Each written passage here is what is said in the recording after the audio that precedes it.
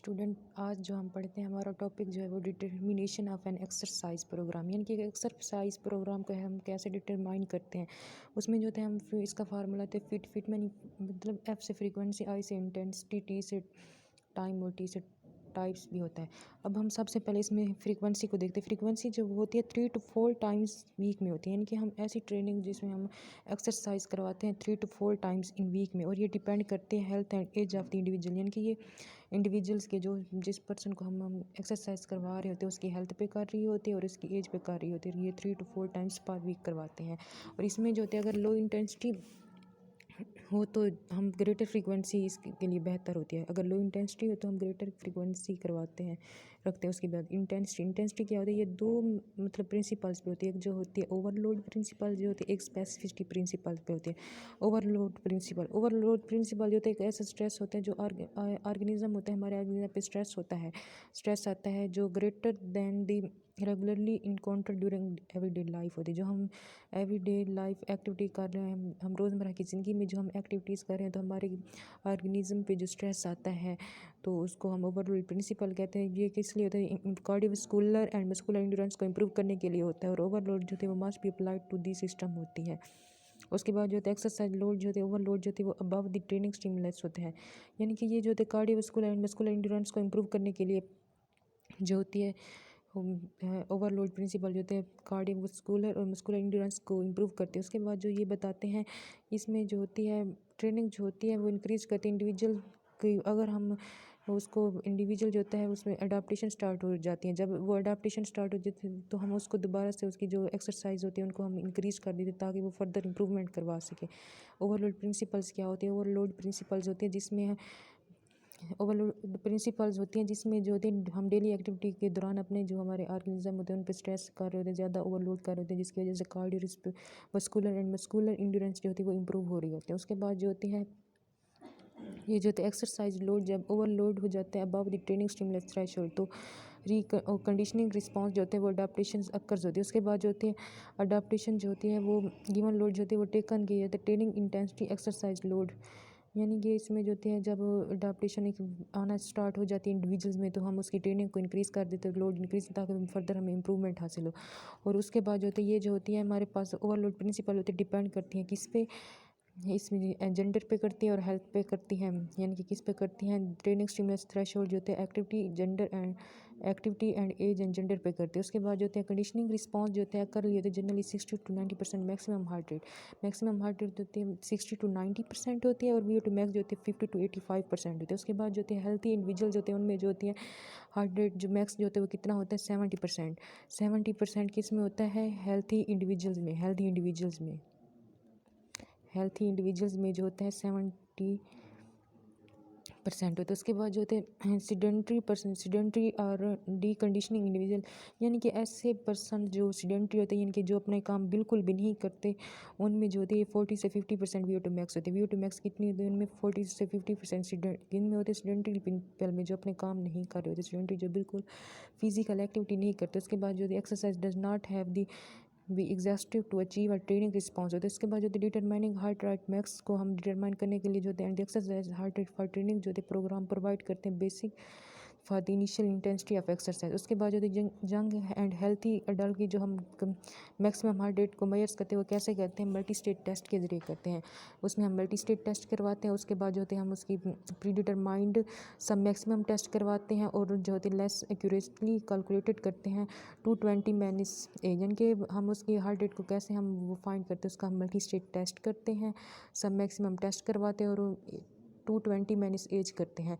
उसके बाद जो होती है हार्ट रेट डिटर्मिनेंट जो है 2 वेज में होती है, एक किस वे में होती है, एक जो होती है percentage of heart rate max होती है और दूसरी जो होती है Karvonen formula. Percentage of heart rate max में जो होती है हम क्या करवाते हैं उसमें हम जो होती है मल्टी स्टेज टेस्ट करवाते हैं यंग एंड हेल्थी अडल्ट के लिए। उसके बाद होते हैं हार्ट रेट अजीब होते हैं प्री डिटरमाइंड सब मैक्सिमम टेस्ट के लिए।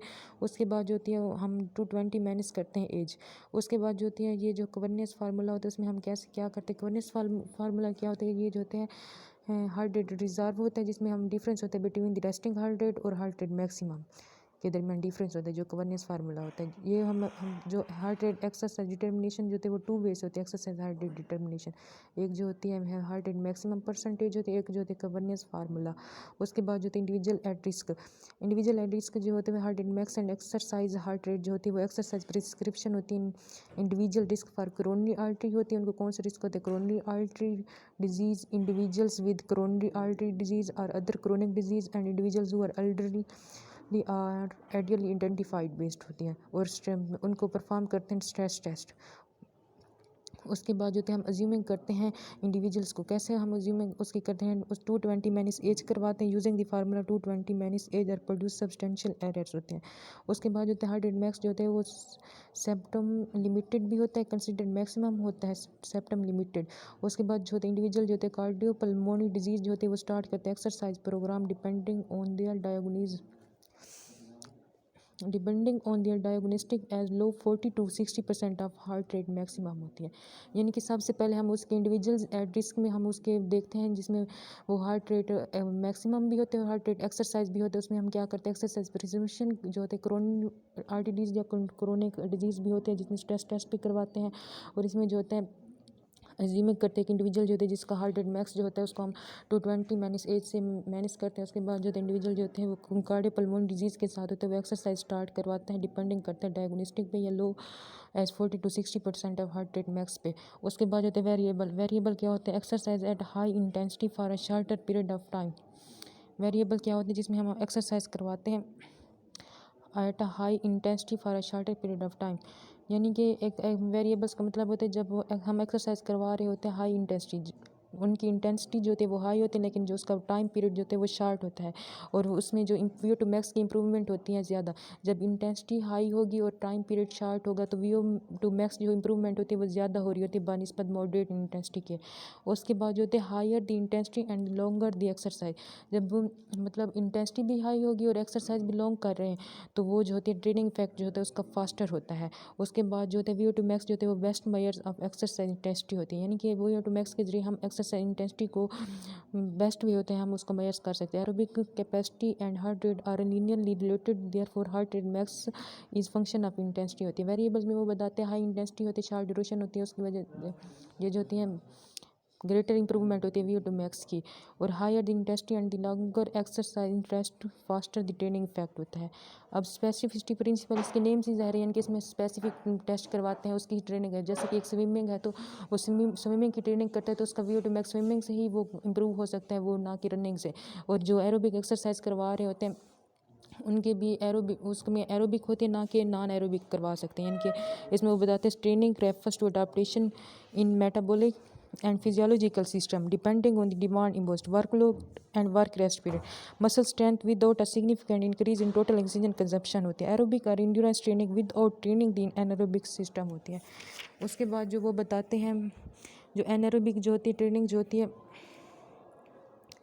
एनारोबिक ट्रेनिंग जो होती है विदाउट ट्रेनिंग जो एरोबिक सिस्टम्स एरोबिक ट्रेनिंग जो होती है specific to the type of activity होती है। मैंने ट्रेनिंग फॉर स्विमिंग इवेंट जो होती है जब हम स्विमिंग के लिए ट्रेनिंग करवा रहे होते हैं उसमें जो होती है स्विमिंग हो रही है तो उसके बाद टाइम ड्यूरेशन इसमें हम देखते हैं जब हमारी इंटेंसिटी इंक्रीज ज़्यादा होगी तो हम ड्यूरेशन कम रखेंगे, जब इंटेंसिटी कम होगी तो हम ड्यूरेशन ज़्यादा रखेंगे टाइम में।